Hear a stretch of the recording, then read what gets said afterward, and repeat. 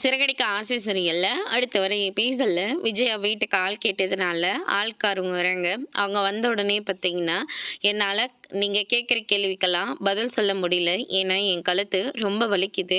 நீங்கள் கீழே உட்காந்துக்கிட்டு இருக்கீங்க, நான் நின்றுட்டுருக்கேன். ஒன்று நான் உங்களுக்கு ஈக்குவலாக உட்காரணும், அப்படி இல்லாட்டி நீங்கள் எனக்கு ஈக்குவலாக நிற்கணும் அப்படின்ற மாதிரி சொல்கிறாங்க. முத்து இருந்துட்டு அதுக்கு என்ன வந்து உட்காந்து பேசுங்க வாங்க அப்படின்ற மாதிரி சொல்கிறாங்க.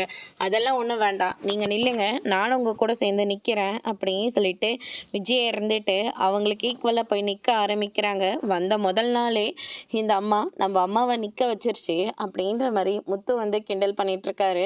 அதுக்கு அடுத்ததாக வந்து பார்த்திங்கன்னா எனக்கு மினிமம் சம்பளம் 10,000 ரூபாய். நான் பேங்க்கில் கொஞ்ச நாள் வந்து வேலை பார்த்துக்கிட்டு இருந்தேன்.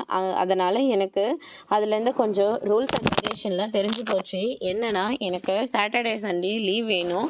அதே மாதிரி நான் ஒரு நாளைக்கு 5-6 டைமு டீ காஃபி சாப்பிடுவேன். அதனால் ஒரு 2 லிட்டர் பாலை வாங்கி ஃப்ரீசரில் வச்சுருங்க அப்படின்ற மாதிரி சொல்லிக்கிட்டு இருக்காங்க. சனி ஞாயிறு லீவு, உனக்கு ஒரு நாளைக்கு 5 வாட்டி 6 வாட்டி காஃபி டீ, இது பத்தாமல் நான் உனக்கு மினிமம் சம்பளமே 10,000 ரூபாய் தரணுமா அப்படின்ற மாதிரி சொல்லிக்கிட்டு இருக்காங்க.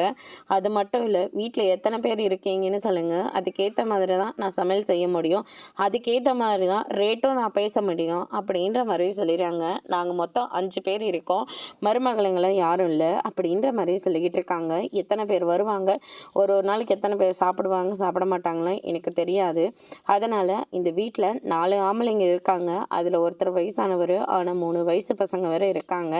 எனக்கு பாதுகாப்பு வேணும். அதனால் நான் இந்த வீட்டில் இருக்கிற வரைக்கும் நீங்களும் இந்த வீட்டில் தான் இருக்கணும், இந்த வீட்டை விட்டு நீங்களும் எங்கே போகக்கூடாது அப்படின்ற மாதிரியில் ரூல்ஸ் போட்டுட்ருக்காங்க.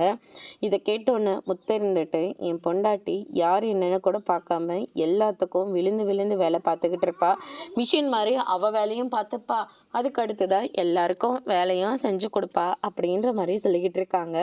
இந்த வீட்டில் மகாலட்சுமியிலே இல்லை, இந்த வீட்டில் எப்படி இந்த வீடு எப்படி நல்லா இருக்கும் அப்படின்ற மாதிரி சொல்லிட்டு நீங்கள் என்ன வேலை வேண்டான்னு சொல்கிறது, நானே இந்த வீட்டில் வேலை செய்கிறதா எனக்கு ஐடியா இல்லை அப்படின்னு சொல்லிட்டு அங்கேருந்து அந்த லேடி கிளம்பிடுறாங்க. பார்த்தியா, அந்த வீட்டுக்கு வேலை செய்கிறவங்க கூட பொம்பளைங்க எத்தனை பேர் இருக்காங்கன்னு கேட்டுட்டு தான் வேலைக்கே சேர்றாங்க அப்படின்ற மாதிரி அண்ணாமலை வந்து சொல்லிடுறாங்க. மீனாவோட அருமை உனக்கு இப்போமா புரியல அப்படின்ற மாதிரி சொல்லிக்கிட்டு இருக்காங்க. சும்மா அவளை பற்றி பெருமை பேசுகிற வேலையெல்லாம் வேண்டாம் அப்படின்னு சொல்லிட்டு விஜய் அங்கேருந்து கிளம்பிடுறாங்க. அதுக்கு அடுத்து தான் முத்து இருந்துட்டு மீனாவை பார்க்குறதுக்காக வீட்டுக்கு போகிறாங்க. மீனா சாப்பாடை செஞ்சு ரெடியாக வச்சுருக்காங்க. முத்து பயங்கரமாக சிரிக்கிறாங்க. வீட்டில் நடந்த எல்லா விஷயத்தையும் வந்து சொல்லிக்கிட்டு இருக்காங்க. அப்படின்னா எனக்கு வீட்டில் வேலைக்காரின்ற பேர் மட்டும்தானா, அத்தை சொல்கிறதையும் நீங்களே சொல்கிறீங்களா? இல்லை, அவங்க நல்லா செஞ்சுருந்தா உன் அருமை அம்மாவுக்கு புரியாமல் போயிருக்குமே, அதனால சொல்ல வந்தேன், போதுங்க வேண்டாம் அப்படின்ற மாதிரி சொல்லிடுறாங்க. உங்கள் பொண்டாட்டியை என்னை அந்த வீட்டுக்கு கூட்டிகிட்டு போகிறதுனா கூட்டிகிட்டு போங்க, இல்லாட்டி தேவையே இல்லை, அப்படிப்பட்ட வீட்டுக்கு வரணுன்ற அவசியமே எனக்கு இல்லை அப்படின்ற மாதிரி சொல்லிடுறாங்க.